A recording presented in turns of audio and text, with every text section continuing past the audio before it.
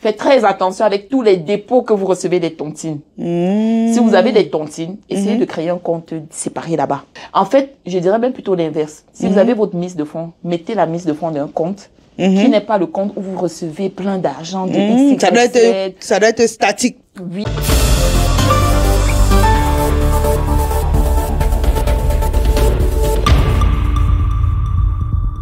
On était au niveau de le chemin que une nouvelle personne veut les aller. Revenus. Oui, donc il doit avoir les revenus. La mise on de continue. fonds, ça, on s'est entendu que souvent ils viennent avec de bonnes mises de fonds. Oui. Et idéalement, gardez la mise de fonds pendant 3 mois dans vos comptes bancaires. Okay. Dans quel compte? Chèque ou épargne? Peu importe. Okay. Le compte approprié que votre conseiller va vous recommander, ça peut être CELI App, maximiser le CELI App.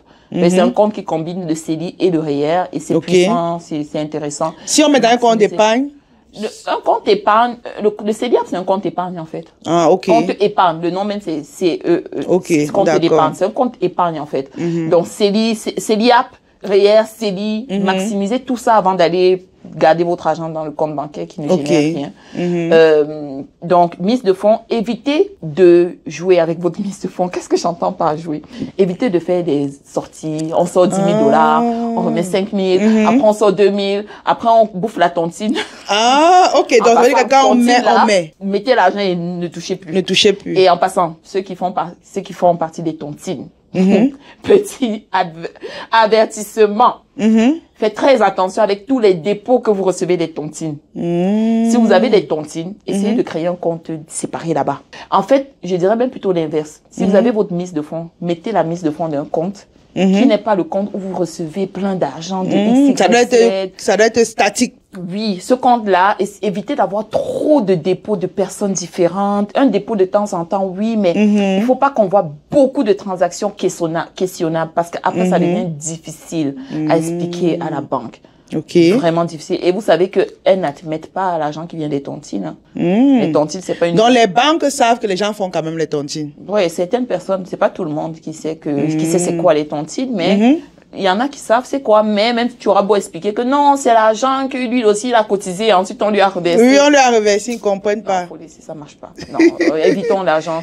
Je veux dire, vous pouvez avoir l'argent des tontines, mais mettez ça ailleurs. Par contre, comme j'ai dit, on montre le relevé des 3 derniers mois. Donc si vous avez reçu l'argent des tontines de 6 mois, on va même pas le voir. Mais mettez ça à part, séparez les comptes. Donc, revenus, mise de fonds, les dettes, on en a parlé aussi. Évitons beaucoup de dettes. Prêt auto, si on peut un peu éliminer ça. C'est possible. Après, si c'est pas possible, prenez quand même une auto alors qui est bas prix. Voilà. Oui, mais tu payes cash. Pas trop élevé. Ou même si tu as pris prêt auto parce que tu n'avais pas le choix, au moins que les mensualités ne soient pas 900 $ par mois. C'est beaucoup. Lorsqu'on gagne peut-être 60 000 $ ou 80 000 $ à l'année. Et la dernière chose, c'est la cote de crédit. Cote de crédit, j'aimerais en parler. Parce que la cote de crédit, la cote de crédit peut vous rendre riche au Canada. La cote de crédit, on va être riche aujourd'hui seulement. Hein. Parce que quand tu sais bien gérer ta cote de crédit, il y a beaucoup de banques qui vont te dérouler le tapis. Wow. Pas juste au niveau des hypothèques, hein, même au niveau des produits bancaires, avoir des assurances, des bonnes assurances, des bons taux au niveau des crédits, des prêts et tout. Tu auras des bons taux. Au niveau des prêts hypothécaires, tu auras accès à toutes les banques, tu auras accès à toutes les banques et certaines banques vont te charger le taux d'intérêt en fonction de ta cote de crédit, certaines pas toutes. Et aussi, ton dossier, elle sera bien vu. Et parfois aussi, il y a certains investisseurs, disclaimer, c'est pour les investisseurs, qui sont capables d'aller lever beaucoup de fonds pour investir. Je précise bien pour investir, pas pour consommer, exactement. Pour investir. Et donc, parfois, ils peuvent lever beaucoup d'argent sur plusieurs cartes de crédit, donc demander des marges, des cartes et tout. Et souvent, c'est bien accordé quand ils ont une très bonne cote de crédit.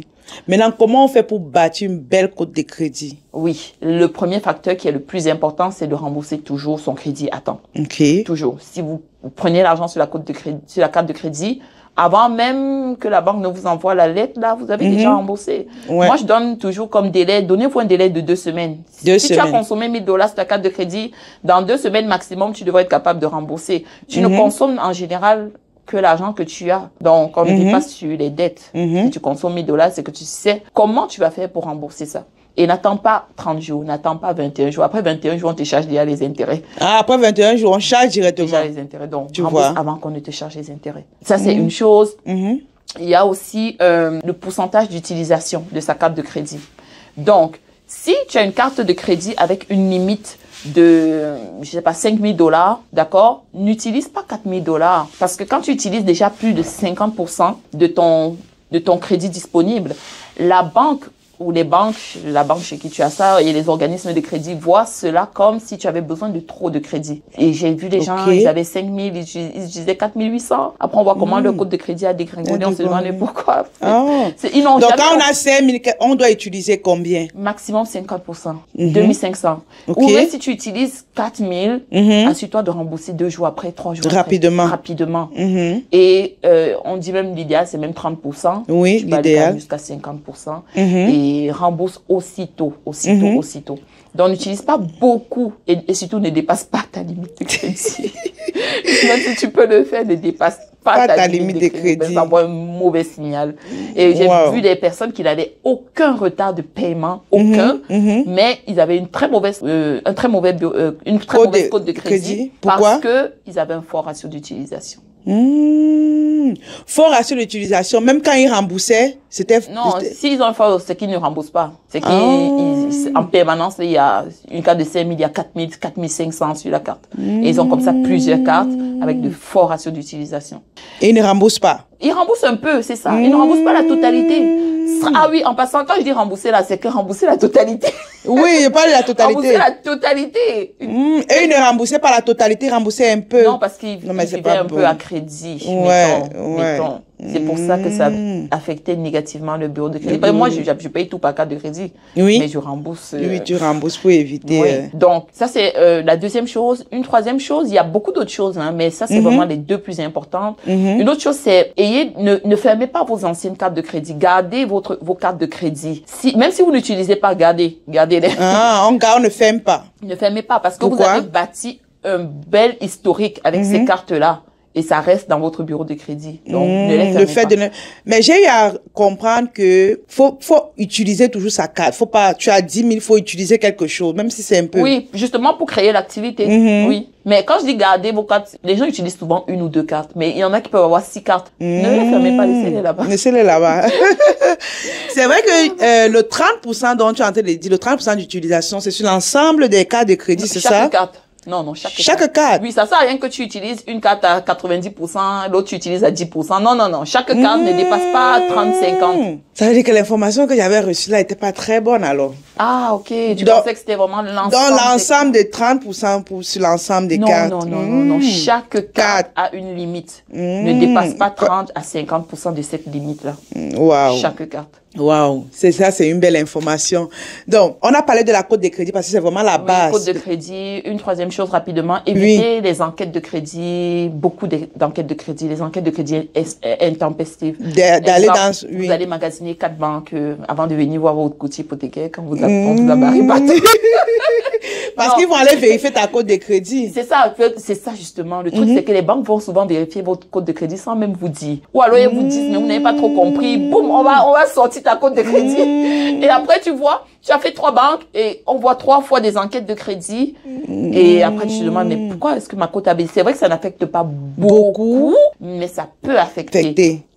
Or, moi, quand je sors la cote de crédit, vu que je travaille avec toutes les banques, on l'utilise pour toutes les banques. Donc, on sort une seule fois la cote de crédit. Une seule fois. Mais c'est à toi qu'on fait confiance. Oui, les banques, je suis accréditée chez les banques. Oui, ok. Leur envoyer ma cote de crédit. Ce que tu as sorti. Ok, ça veut dire qu'on vient te voir, toi, tu fais un contrôle. C'est vrai qu'il y a une stratégie même pour faire un contrôle, comme on dit, soit la même journée et tout. Ouais. Donc, ça fait que tu as le numéro et tu envoies à tous ces banques-là. C'est ça, on sort la cote de crédit et c'est ça qu'on soumet aux banques. Ok. Non, mais tout ce que tu dis là est vraiment, vraiment intéressant. Avec ça, si quelqu'un a tous ces critères-là, il peut aller demander un prêt hypothécaire. Exactement. Et il devient propriétaire. Comme ça, comme les jeux, quoi. Maintenant, est-ce que au niveau de, on a dit 2 ans pour bâtir sa cote de crédit. Et maintenant, pour un entrepreneur, c'est combien de temps pour bâtir sa cote de crédit combien de temps la banque peut donner à un entrepreneur d'aller prendre un prêt hypothécaire? Ah, ça, c'est bien aussi que tu en parles parce que il faut savoir qu'il y a plusieurs types de banques. Il y a les banques A, les banques classiques que vous connaissez, on va pas les citer, mais il y a des banques B. Les banques B, ce sont des banques alternatives. Et elles sont très appropriées parfois pour des entrepreneurs ou des personnes qui ont une mauvaise cote de crédit ou plusieurs personnes, une personne qui revient d'une faillite, des choses comme ça. Wow. Et les banques B permettent par exemple aux entrepreneurs de ne pas attendre 2 ans parce que le classique, c'est d'avoir 2 ans de résultat. Oui, normalement. Oui. Mais chez une banque B, tu peux y aller après 1 an, là. Ah, après sa première déclaration. Même pas, on regarde pas la déclaration d'impôt. On regarde juste quoi, alors? Ce que tu fais comme business. Ah. Parce que tu sais, les entrepreneurs, on a souvent beaucoup d'argent, mais on ne veut pas déclarer beaucoup d'impôts. Fait qu'on se rajoute des dépenses et des dépenses et des dépenses. On a trop de dépenses. Tu as vu le kit que j'ai là, non? On dépense seulement. On sort ça. On sort ça parce que tu connais la suite. On ne peut pas trop payer, quoi. Il faut s'acheter du matériel. On ne déclare pas beaucoup de revenus aux impôts. Donc, avec les banques alternatives, on n'a pas besoin d'avoir tes avis de cotisation, ce que tu découvres. On veut même pas savoir. On a une autre façon de calculer. C'est une bonne nouvelle pour les entrepreneurs. C'est vraiment une très bonne nouvelle. C'est sûr que pour aller dans ces banques, il faut avoir 20% de mise de fonds par contre. Parce qu'ils disent que vous avez l'argent, donc venez avec 20% de mise de fonds. Mais ce sont des banques alternatives et donc les critères sont différents. Mais ça vous permet... Est-ce que les banques alternatives sont aussi vulgaires? Non, tu peux pas les toquer toi-même. Il faut passer... Voilà, il fallait qu'on le sache. Exactement. Mais depuis que je vous dis de mettre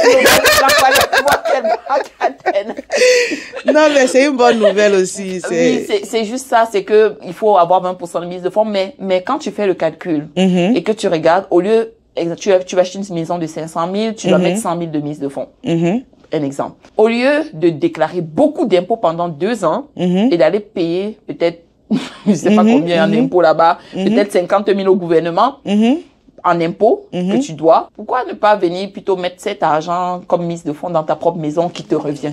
Au lieu de donner le 50 000 au gouvernement. Donc, on prend le crédit au gouvernement, c'est ce que ça veut dire. Ce que je vais dire, c'est que quand tu es un entrepreneur et que tu déclares vraiment beaucoup de revenus, tu dois payer de l'impôt au gouvernement. Oui, normalement. Et tu payes, c'est parti. C'est avec ça qu'on construit nos routes, c'est bien. Oui, c'est normal. Mais bon, si tu ne veux pas déclarer beaucoup d'impôts. Beaucoup, tu réinvestis. Au lieu de prendre ces 50 000 là, ton bénéfice. Ces 50 000 là, tu le mets comme mise de fonds plutôt dans ta maison. Parce que quelqu'un pourrait se dire 20% c'est beaucoup, 100 000 $, où est-ce que je vais trouver ça? Mais en fait, au lieu de déclarer beaucoup d'impôts et de passer dans des banques traditionnelles, donc tu as un gros revenu et tu passes dans une banque traditionnelle où tu vas mettre seulement 5% de mise de fonds, pourquoi ne pas plutôt déclarer peut-être le moins d'impôts? En tout cas, faire comme tu veux, mais ne pas être contraint de déclarer beaucoup d'impôts juste pour te dire que, je veux passer au financement, il me faut un gros revenu. Non, tu peux passer au financement même si t'as pas déclaré beaucoup d'impôts. Si tu as 20% de mise de fonds. Ok. Là, je comprends mieux. Si tu as 20% de mise de fonds. Dans le 20% là, au lieu d'aller mettre ça dans les impôts que tu aurais payé, mets ça dans ta propre maison. Dans ta propre maison. Et pour un entrepreneur, tu conseilles de prendre une maison habitation ou une maison à revenus? C'est vraiment libre à lui. C'est un peu la même philosophie. C'est qu'une personne lambda. Si tu préfères commencer par des investissements, versus si tu préfères avoir ta belle grosse maison avec la piscine et inviter le rêve. C'est vrai, Christelle, tu nous as dit tellement de choses et je ne sais pas si tu as un mot à dire ou tu as quelque chose encore à partager aux personnes qui nous écoutent. On a fait le tour, non? On a fait le tour. On a fait le tour. On a parlé d'épargne.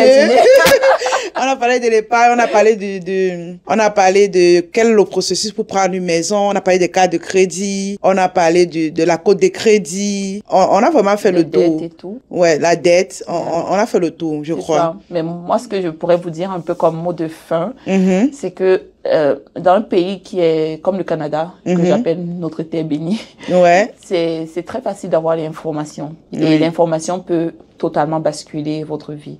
Et aussi travailler avec les bons professionnels compétent. Ça, là, même moi, personnellement, à titre de courtière hypothécaire, là, je ne travaillais pas toujours avec les bons professionnels pour mes propres investissements. Mais tout a basculé quand j'ai rencontré un bon courtier immobilier qui a pu m'accompagner dans ce que je voulais vraiment faire. Alors que je connaissais quand même bien le financement et le monde de l'immobilier. Et donc, travailler avec des bons professionnels compétents, c'est vrai qu'on n'est pas parfait. Même moi, j'apprends toujours. Mais on essaye de se perfectionner le plus possible. Il faut vraiment que la personne ait l'envie, ait cette philosophie-là de je veux toujours apprendre, pousser, de nouvelles choses, exactement. Et ça, c'est un professionnel. Ou encore même s'il n'a pas la réponse, hein, au moins qu'il cherche la réponse. Et quand il vous donne la réponse, il est confiant dans sa réponse. Exactement. Oui, on fait pas toujours les miracles. C'est pas absolument tous les dossiers qui vont finir par sortir. Hein, parfois, tu te bats avec la banque, mais la banque gagne. C'est ça, la banque gagne. Et tu vois, peut-être c'était perdu d'avance. Mais bon, bref. Mais essayez toujours de vous-même vous former avant d'exiger la compétence chez l'autre. Soyez vous-même déjà compétent. Exactement. Compétent dans vos connaissances, compétent même dans votre propre travail, dans tout ce que vous faites. Cherchons la compétence et l'excellence.